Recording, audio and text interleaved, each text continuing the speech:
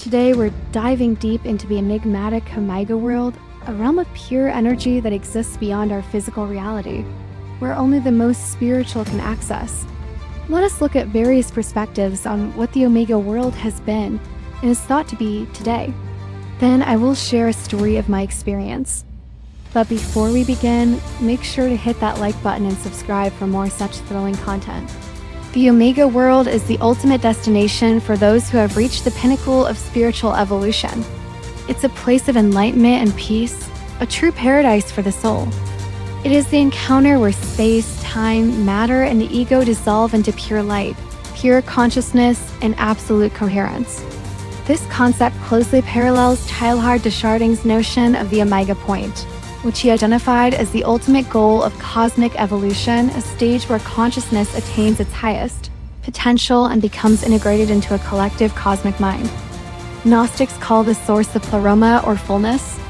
They speak of a return to the Pleroma, which is an imageless sea of living light that precedes space and time.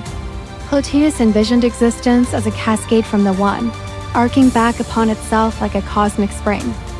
Mystics feel its echo within a personal Omega point where multiplicity folds into unity, like ripples collapsing into stillness around a sinking stone. Those who have had a near-death experience describe entering a dark void so dark it glows. Then an eruption of love, more radiant than creation itself. It is not a feeling of death, but a strong feeling of returning home. High-dose DMT users report visions of a spinning obsidian sphere and interdimensional threshold where geometry ruptures into living mathematics. Neuroscientists interpret this black sphere as the collapse of the brain's predictive model, a precursor to the ignition of higher bandwidth perception. Physics seems to agree. When frequency waves are out of phase, this equates to noise and instability. Bring them into synchrony and energy peaks. At perfect coherence, the wave collapses to the zero-dimension, infinite potential.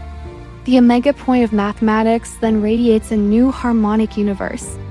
Depth psychology names this dark threshold Sol Niger, or Black Sun, the shadow crucible, where the ego dissolves, your higher self emerges, and is reborn through the soul's inner black sun. If you remain unshaken by the shadow, the soul distills into gold. Lastly, there are viewpoints from others who have more malevolent ideas for the Omega world and Black Sun. These people are driven by a desire and the need for power. They try to go to Omega world intentionally, so they can tap into this source of immense energy. They believe this energy can be harnessed and used to control physical reality. They will sacrifice anything to reach this realm, even if it means forsaking themselves. Now let's move to a story of personal experience. A journey to the Black Sphere. Since childhood, every current of wisdom has murmured to me of this final horizon, a place where we are all drawn to. Our final convergence to the Omega world, an infinite expanse of consciousness where we are then made whole. One night when the sky went dark above the city, I felt something open not in the sky, but inside me. As I lay in bed, I felt myself softly slip away. Then I suddenly felt the most comforting warmth rush over me as I stepped across the threshold. The darkness was so welcoming that it erased all thought and memory of my current life and my previous body.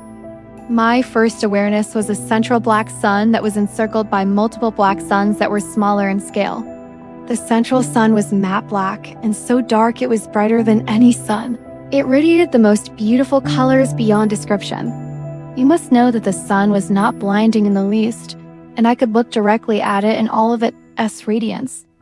When I finally stood before the black sun, I saw hooded figures at its edge. They were silent and with no recognizable features.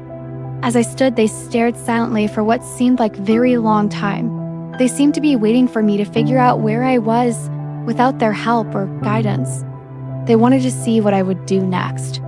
One of the figures waved at me, but with their mind, not with a hand. Then they spoke to me, not with words, but through some type of mental language. They said they were waiting to see if I was conscious enough to notice them of them standing there, and if so, then I was complete and worthy to proceed. They said I'm most welcome there and asked if I was ready to go. The moment they said this, I immediately knew that I would be no more and would have to leave me behind.